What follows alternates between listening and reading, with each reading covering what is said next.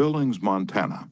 He reported that because of the pressures of the automobile business, he was often hard-boiled and callous when dealing with customers' complaints. This caused flared tempers, loss of business, and general unpleasantness. He told his class, recognizing that this was getting me nowhere fast, I tried a new tack. I'd say something like this. Our dealership has made so many mistakes that I'm frequently ashamed. We may have erred in your case, so tell me about it. This approach becomes quite disarming, and by the time the customer releases his feelings, he's usually much more reasonable when it comes to settling the matter. In fact, several customers have thanked me for having such an understanding attitude, and 2 of them have even brought in friends to buy new cars. In this highly competitive market, we need more of this type of customer, and I believe that showing respect for all customers' opinions and treating them diplomatically and courteously will help beat the competition. You will never get into trouble by admitting that you may be wrong. That will stop all argument and inspire your opponent to be just as fair and open and broad-minded as you are. It will make him want to admit that he, too, may be wrong. If you know positively that a person is wrong, and you bluntly tell him or her so, what happens? Let me illustrate. Mr. S., a young New York attorney, once argued a rather important case before the United States Supreme Court. Lustgarten versus Fleet Corporation, 280 U.S. 320. The case involved a considerable sum of money and an important question of law. During the argument, one of the Supreme Court justices said to him, the statute of limitations in admiralty law is 6 years, is it not?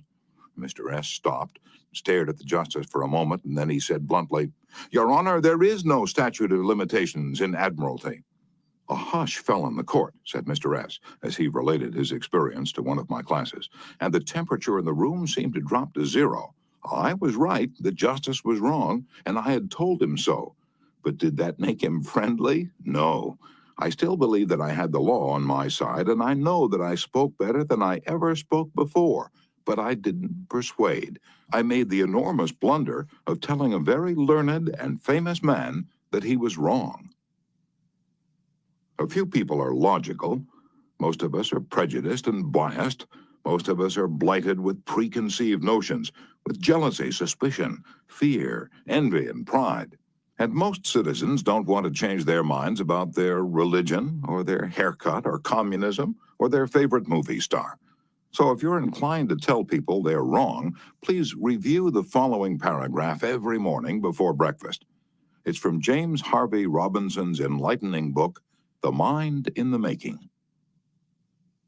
We sometimes find ourselves changing our minds without any resistance or heavy emotion. But if we are told we are wrong, we resent the imputation and harden our hearts. We are incredibly heedless in the formation of our beliefs, but find ourselves filled with an illicit passion for them when anyone proposes to rob us of their companionship. It is obviously not the ideas themselves that are dear to us, but our self-esteem which is threatened. The little word my is the most important one in human affairs, and properly to reckon with, it is the beginning of wisdom. It has the same force whether it is my dinner, my dog, and my house, or my father, my country, and my God. We not only resent the imputation that our watch is wrong, or our car shabby, but that our conception of the canals of Mars, of the pronunciation of Epictetus, of the medicinal value of salicin, or of the date of Sargon I is subject to revision. We like to continue to believe what we have been accustomed to accept as true, and the resentment aroused when doubt is cast upon any of our assumptions leads us to seek every manner of excuse for clinging to it. The result is that most of our so-called reasoning consists in finding arguments for going on believing as we already do.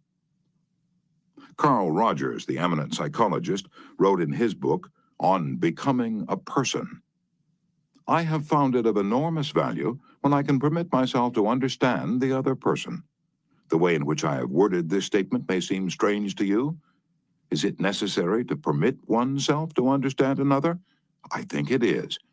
Our first reaction to most of the statements which we hear from other people is an evaluation, or judgment rather than an understanding of it. When someone expresses some feeling, attitude, or belief, our tendency is almost immediately to feel, that's right, or that's stupid, that's abnormal, that's unreasonable, that's incorrect, that's not nice. Very rarely do we permit ourselves to understand precisely what the meaning of the statement is to the other person. I once employed an interior decorator to make some draperies for my home. And when the bill arrived, I was dismayed. A few days later, a friend dropped in and looked at the draperies. The price was mentioned, and she exclaimed with a note of triumph, "What? That's awful. I'm afraid he put one over on you." True? Yes, she told the truth. But few people like to listen to truths that reflect on their judgment. So, being human, I tried to defend myself.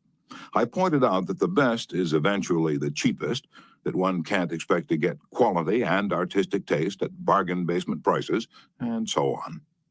The next day, another friend dropped in, admired the draperies, bubbled over with enthusiasm, and expressed a wish that she could afford such exquisite creations for her home. My reaction was totally different. "Well, to tell you the truth," I said, "I can't afford them myself. I paid too much. I'm sorry I ordered them." When we're wrong, we may admit it to ourselves, and if we're handled gently and tactfully, we may admit it to others, and even take pride in our frankness and broad-mindedness. But not if someone else is trying to ram the unpalatable fact down our esophagus. Horace Greeley, the most famous editor in America during the time of the Civil War, disagreed violently with Lincoln's policies. He believed that he could drive Lincoln into agreeing with him by a campaign of argument, ridicule, and abuse. He waged this bitter campaign month after month, year after year. In fact, he wrote a brutal, bitter, sarcastic, and personal attack on President Lincoln the night Booth shot him. But did all this bitterness make Lincoln agree with Greeley? Not at all. Ridicule and abuse never do.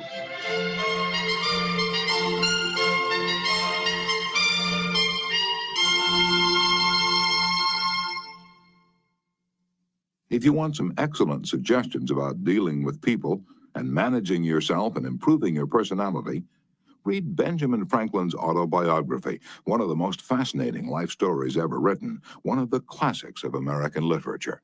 Ben Franklin tells how he conquered the iniquitous habit of argument and transformed himself into one of the most able, suave, and diplomatic men in American history. One day, when Ben Franklin was a blundering youth, an old Quaker friend took him aside and lashed him with a few stinging truths, something like this. "Ben, you are impossible.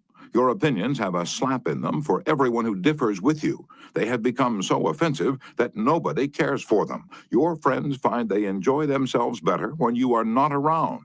You know so much that no man can tell you anything. Indeed, no man is going to try, for the effort would lead only to discomfort and hard work. So you are not likely ever to know any more than you do now, which is very little." One of the finest things I know about Ben Franklin is the way he accepted that smarting rebuke. He was big enough and wise enough to realize that it was true, to sense that he was headed for failure and social disaster. So he made a right-about face. He began immediately to change his insolent, opinionated ways. "I made it a rule," said Franklin, "to forbear all direct contradiction to the sentiment of others, and all positive assertion of my own. I even forbade myself the use of every word or expression in the language that imported a fixed opinion, such as certainly, undoubtedly, etc., and I adopted instead of them, I conceive, I apprehend, or I imagine a thing to be so, or it so appears to me at present.